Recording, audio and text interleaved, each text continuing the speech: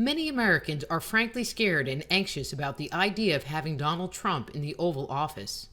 At the end of October, President-elect Donald Trump spoke in Gettysburg, Pennsylvania, and released his plan for his first 100 days in office. His plan is to restore honesty and accountability and bring changes to Washington, to secure our borders, revise health care, and renegotiate our trade agreements. Hi, I'm Dr. Rita Louise, and this is Just Energy. Just Energy Radio first aired live in January of 2007. In celebration of the new year and the advent of our 10 years of uninterrupted shows, I am honored to bring you this groundbreaking two-part show where we will be featuring Jim Marrs, James Fetzer, and John Hogue as we sit around the table and discuss what our world would be like with a Trump presidency. Jim Marrs is the author of the New York Times bestseller Crossfire, The Plot That Killed Kennedy, the basis of the Oliver Stone film JFK, and Ruled by Secrecy. His in-depth overview of the UFO phenomena, Alien Agenda, is the best-selling nonfiction book on UFOs in the world, having been translated into several foreign languages. James Fetzer is a Knight Professor Emeritus at the University of Minnesota Duluth. He has also conducted extensive research into the assassination of JFK, the events of 9/11, and the plane crash that killed U.S. Senator Paul Wellstone. He is the author of the books Nobody Died at Sandy Hook and Nobody Died in the Boston Bombing either. With that said, I would like to thank all of my viewers for the many years of ongoing support and look forward to spending more time with you in the days and months ahead. So without further ado, please welcome Jim Marrs, James Fetzer. So hey guys, thank you so much for coming on to the show today and being part of, this show is airing on the 10-year anniversary of the first episode of Just Energy Radio, and it's also going to be the New Year's show. So it's happy 2017 to all of you and this, exciting new year that we have coming in, with this upcoming election that has just happened. So thank you all for being here. It's my pleasure too. It's hard to think that and believe that it's 2017. If I'd known I was going to live so long, I'd have taken better care of myself. And the question becomes whether Donald Trump will be inaugurated as president with this rear guard operation being conducted by the CIA and the Hillary forces, the DNC, as corrupt as it gets. There's no evidence whatsoever of any Russian hacking. In fact, the Washington Post, in reporting it, appears to have violated the Hatch Act, which precludes the media from interfering with the inauguration of an elected president. The CIA has declared they did not tell the Washington Post that Russia hacked the election. The FBI is opposed to it. Even the Director of National Intelligence has not endorsed it. And when you look at the evidence from the recounts initiated by Jill Stein, there's no evidence of hacking by Russia to benefit Donald Trump. In Wisconsin, the recount was completed and increased Trump's lead by 131 votes. No evidence of any malfeasance there. In Michigan, interestingly, the recount revealed massive voter fraud by Hillary Clinton. Precincts that voted 95% for Hillary were found to have vast numbers of ballots added after the polls had closed. So we have to thank Jill Stein for inviting our attention to take an instant recap of what had just happened. I interviewed a brilliant statistician who's an expert on election fraud. His name is Richard Charnon. He's published 2 books you can find on Amazon and has just published a third about the DNC theft of the Bernie Sanders, sabotage of the Bernie Sanders campaign and theft of the Democratic nomination. He's the only expert to have predicted the exact Electoral College votes for Obama in 2008, for Obama in 2012, and for Trump in 2016. And it's his opinion that this was massively rigged to benefit Hillary, that the vote was simply too overwhelming. They couldn't pull it off, but that a legitimate vote would have shown that Trump won at least 7 other states, including New Hampshire, Colorado and Nevada. Well, but when you look at the map of the different counties, the entire map is red except for a few little teeny pockets of blue. Right. Hey, Jim, have you ever considered that the same folks who are trying to sell us on the idea that Russia hacked in and caused disruption in this election are the same people that tell us, oh, those computer voting machines cannot be hacked. They're safe. That's a very nice point, Jim. And of course, it's absurd because these machines can be hacked in minutes. It's ridiculous. The reason that was unable to do a recount in Pennsylvania, by the way, is they use so many of the touchscreen machines that have no paper trail. In my view, since you can't do a recount, if you contested an election, you couldn't do it. These are unconstitutional on their face. And if the upshot of all of this controversy is to get rid of electronic voting machines, that would be a giant step in the right direction. Yeah, I've said for a long time, the only way we're going to get back to the constitutional republic is to go back to paper ballots and poll watchers. That's right. That's right. That's right. And by the way, of course, know what a poll watcher is. Reince Priebus was on Meet the Press with Chuck Todd on Sunday, and Chuck Todd was saying some of the strongest evidence that the Russians had interfered is that they only published emails that were hacked from the DNC, none of those they hacked from the RNC. Reince Priebus had to tell him 3 times that the RNC was not hacked. The RNC was not hacked. The RNC was not hacked before Chuck Todd got the message. Not only that, but the emails from the RNC appear to have come from a completely different source. We have a former intelligence analyst, British ambassador, Uzbekistan, chancellor of the University of Dundee, Craig Murray, who's explained he met the DNC hacker, and he's not only not Russian, he's an American intel agent himself. He's a whistleblower. Okay, he's a whistleblower. There's not any hacking. This is, and keep in mind too that Obama asked the CIA for their intelligence assessment if Russia was interfering with the thing. Okay, so the CIA. These are the same folks who told us there were weapons of mass destruction in Iraq. You can't believe these guys. Okay, but let me ask this question. So, if you looked at the media leading up to the election, it was Clinton, Clinton, Clinton, Clinton all the way, and Trump didn't have a chance in hell to get elected. And then or there was a very slim margin that maybe he would get elected, but the results turned out that it was kind of a landslide on his part. So with all the voter fraud and all of the stuff that was going on that was supporting Clinton, how did he manage it? Well, what was going on with the media, I guess, is the question. Hey, have y'all considered this? I just heard this, and I have no idea. This is just, take this as internet rumor. But talk about hacking. What I heard is that the DNC and the mass media, everybody, they all had the election rigged for Hillary, okay? It was just a done deal. And this is why all those pundits on television were so shocked and left with their mouth gaping open, because what I heard is that some good guy hackers hacked into the system and changed it back to the regular system so that the votes counted instead of getting skewed towards Hillary as they had planned. That's consistent with multiple reports we had from Steve Pachenik, who's a very knowledgeable expert about the government, served in 5 different administrations. Along those lines, Jim, that they were going to ensure that the rigging for Hillary was not going to succeed.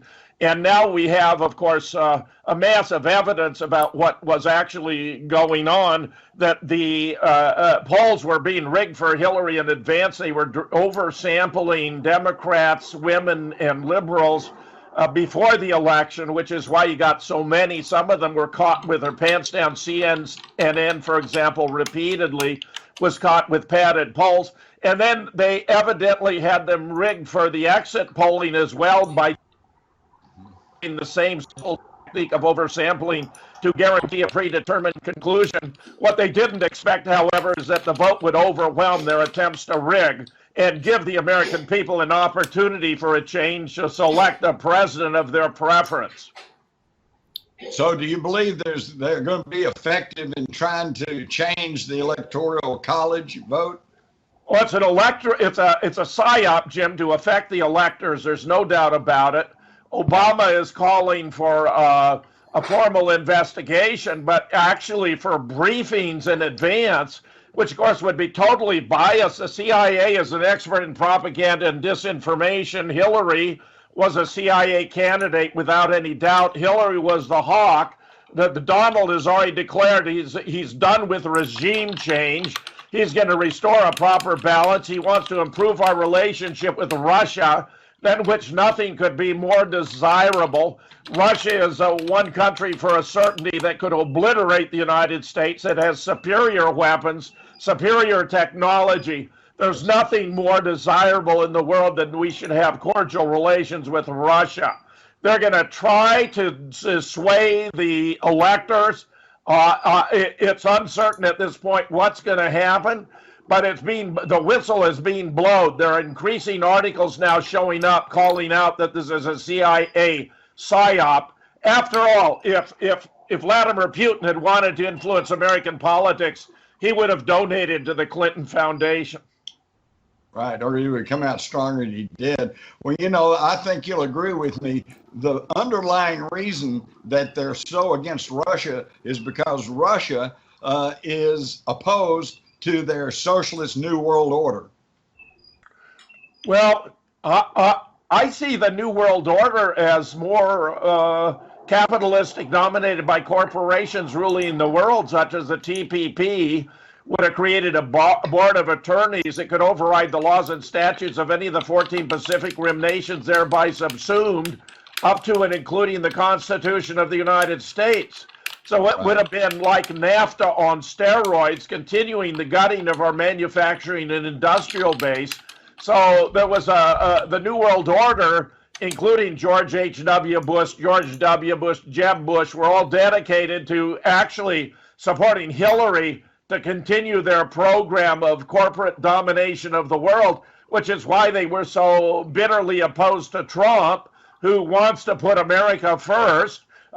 He's going to gut the TPP. He's going to redo NAFTA. He's going to impose borders. He's going to create and revitalize the United States. Of that I am quite certain, which is why they're doing their utmost right now to the bitter end to persuade the electors to violate their oath to support the candidate they were elected to represent. And frankly, Jim, if there are faithless electors and it switches the outcome of the election, I wouldn't give a plug nickel for any of their lives. No, I wouldn't either. I tell you what, down here in Texas, there were bumper stickers prior to the election that said, if Hillary wins, Texas goes. And I guarantee you they got support down here for just secession, and it could get even worse than that. But yes, you're right. But what you have to understand is that fascism, and the term came from Mussolini's black-shirted fascistas, which in turn came from the fasces, which was the Roman symbol for central authority, the axe tied in sticks, okay? And that represents, the sticks represent the people, the axe represents the central government. And this is what they're all pushing for, regardless of what they claim to be. But Mussolini himself said that fascism is probably not the correct term. The correct term is corporatism, okay, ruled by the corporations. And I challenge you to deny that that's not what we have in this country today. Oh, I agree 100%, Jim. The problem with the United States has never been communism. That was exaggerated. For example, in the 40s and the 50s, there were communist cell meetings where every participant was an informant for the FBI. But rather, here to give you some insight about what's going on here in the promotion of fascism in the United States, the DHS was caught pretending to be Russian hackers. Georgia's Secretary of State Brian Kemp has written to the Director of Homeland Security demanding to know why DHS attempted to hack into his office's firewall pretending to be Russian hackers. This is all part of this narrative to try to sway the electors by a lot of propaganda and fake false flag type attacks. It's shocking that the United States has descended to this level of corruption and debasement. Well, let me ask you this question, because I think this is an important point. You know, one of the things that Trump brought to the forward was just the level of conspiracies that we have, and he was seen as being a conspiracy theorist, and was lumped in with Alex Jones because he would talked about 9/11 and talked about the rigging of the ballots and the media. Do you think that he will bring forward information like 9/11 now that he's president, or do you think he will bust some of or bring the truth out around some of the things that people like the two of you have been running around for years saying, well, this is what the facts are, but that's not what the media tells you?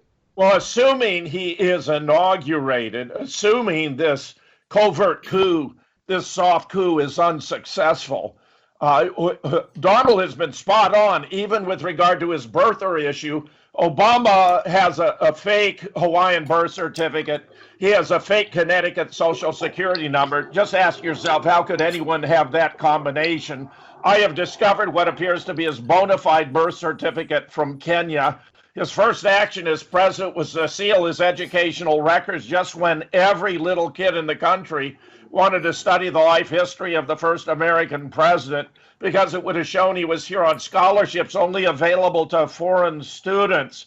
When he suggested that Ted Cruz's father, Raphael, was in front of the Trade Mart with Lee Oswald handing out Fair Play for Cuba flyers, he was 100% on the mark. Raphael was there at the time. He was an active anti-Castro Cuban. In the uncropped versions of the photograph, there's a short guy with his arms kind of hanging out that I actually knew personally, Chauncey Marvin Holt, who prepared 15 sets of Ford Secret Service credentials for use in and around Dealey Plaza, who confirmed that everyone in that photograph was a part of Operation Mongoose.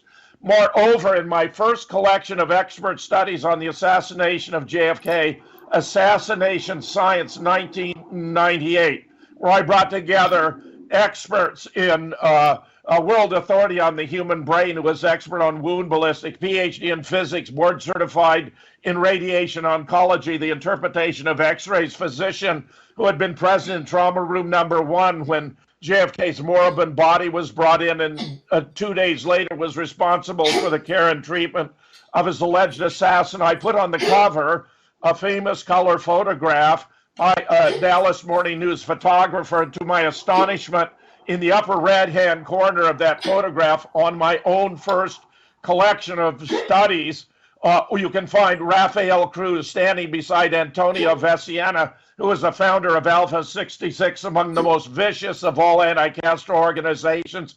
The improbability of this guy having been in those two key locations at those two key moments of time makes it virtually certain that he was involved, at least on the fringe of the assassination. No doubt not a major player, but do you think that Trump will bring that forward, especially 9/11? Being a hardcore New Yorker, and I feel like he thinks that it was an inside job. Do you think he'll bring that truth forward? Because it kind of starts to crumble the cards. Jim? I'm not sure he's going to bring it forward himself, but I don't think he's going to provide any roadblocks to keep the truth from coming out. And Jim, just an addendum to everything you just said, I think we should point out all of those folks, including Lee Harvey Oswald, were being used or working for the CIA.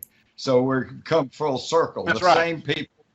Same people who were kidding us and giving us disinformation about the Kennedy assassination, who told us there were weapons of mass destruction in Iraq, are now telling us the Russians are hacking our computers. Come on. Not only that, but they failed to predict the collapse of the Soviet Union, one of the monumental events of recent world history.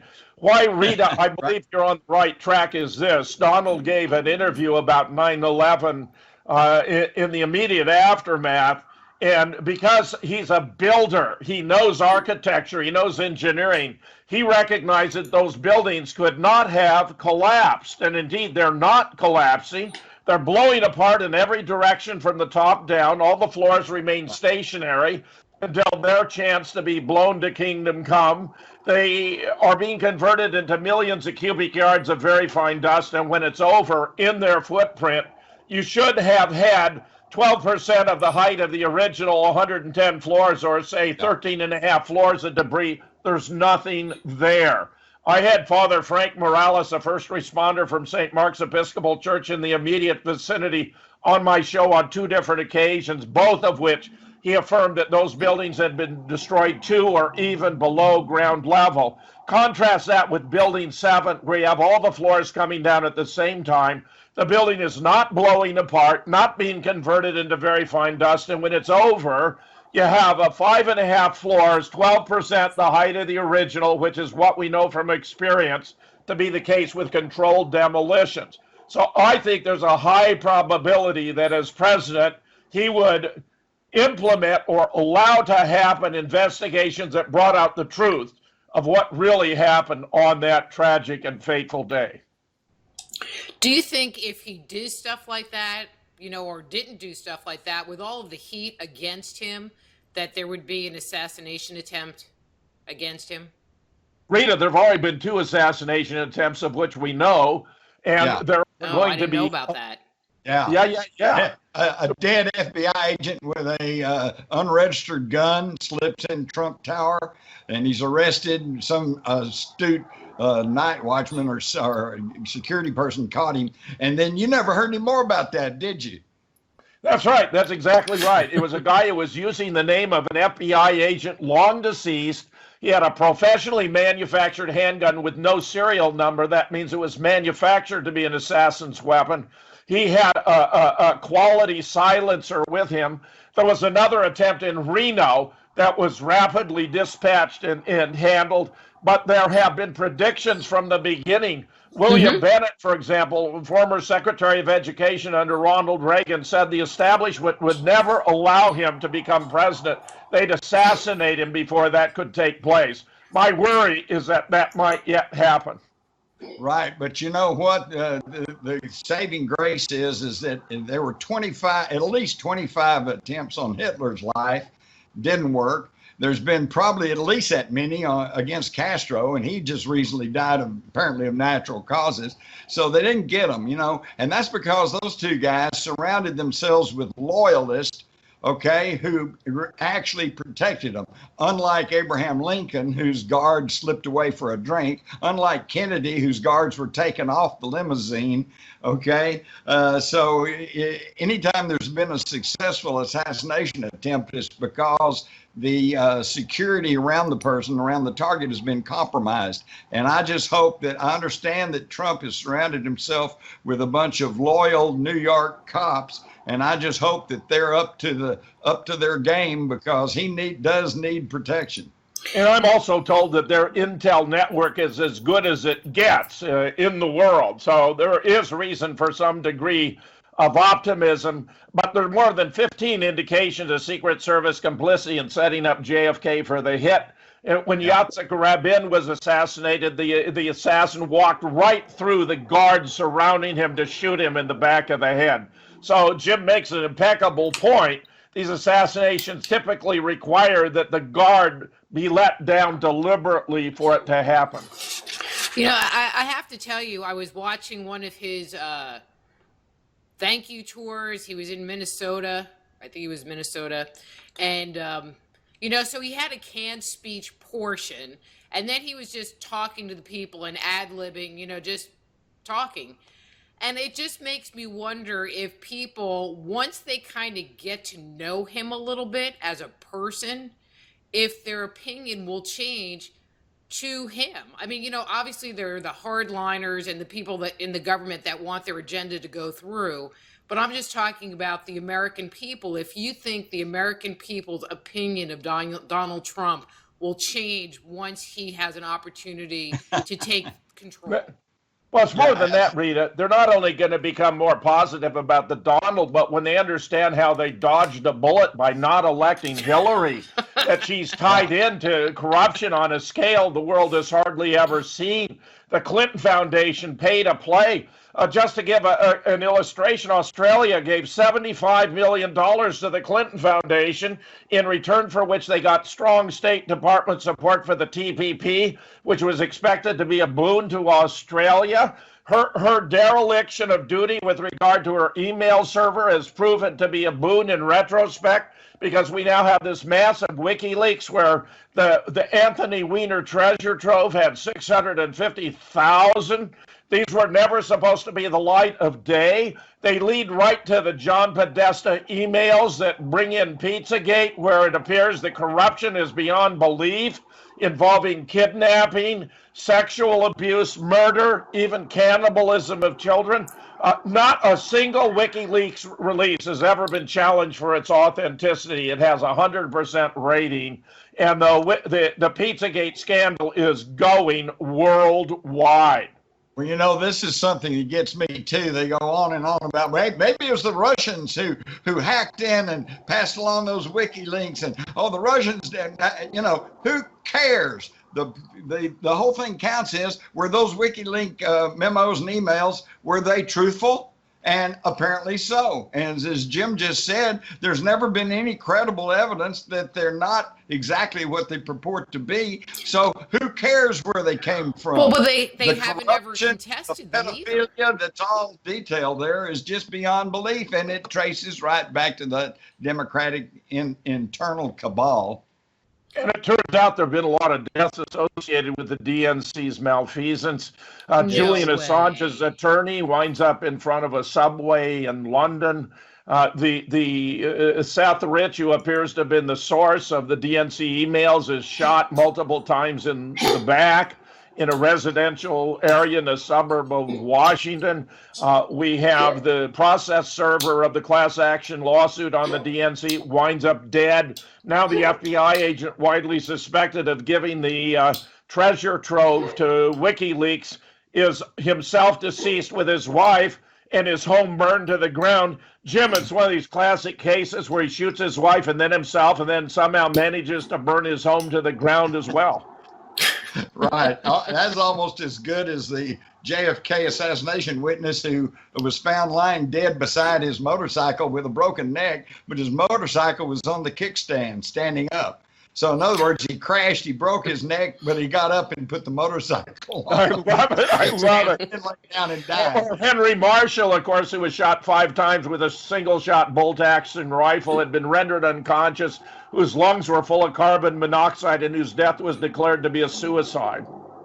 Exactly. And of course, all these banana republics all around the world. I know when Castro died, the anti-Castro rhetoric was, well, yeah, but he shot his opponents. He was a violent tyrant, you know. Well, yeah, he did. But wait a minute. How about us? There's a whole trail of dead people in the wake of the Clintons' political campaign, the Kennedy assassination, all those witnesses. Don't we have the same thing here? Mike Rivero actually published a list of 186 deaths that were associated with the Clintons who would have known too much, for whom it would have been very convenient that they should have an unexpected termination of their lives. You're absolutely right, Jim. I think that the United States has never seen criminality on the dimensions of the Bush crime family or the Clinton crime family. And in this instance, they appear to have been working together to promote Hillary as a president of the United States, to continue endless wars in the Middle East, to support the TPP and the corporate takeover of the world in the form of the New World Order.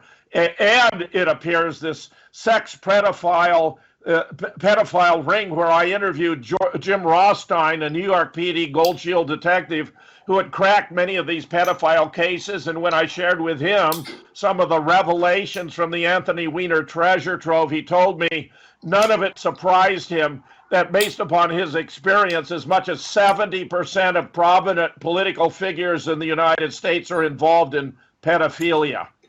Yeah. Exactly. If you'll remember, about a year ago this time, there was a big scandal in Britain about pedophilia and child abuse, going all the way up to some of the highest people, even into the royal family. And then they were saying yes, and it stretches across the Atlantic and involves high political figures in the United States. And then, you never heard any more about that, did you?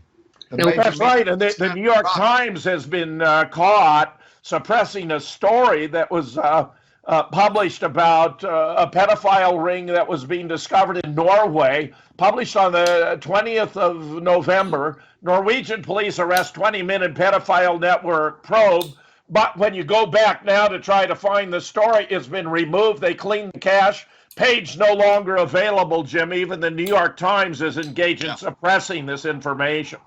That's right. That's because it goes to the highest levels. Like you said, I don't know where they got this 70%, but it's a very high thing, but a high ratio of people in political power who either are acquiesce or are actually involved in these pedophilia rings. And this is something, if it ever came out and actually reached the public consciousness to where they actually understand there's a reality here, there would be a huge turnover.